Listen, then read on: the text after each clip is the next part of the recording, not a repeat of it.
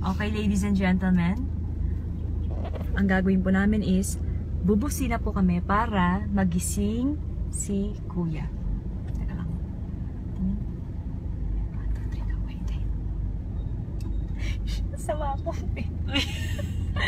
Kain ko pa ba yun? Hindi nagising.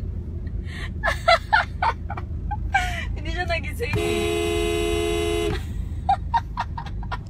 Hindi nagising.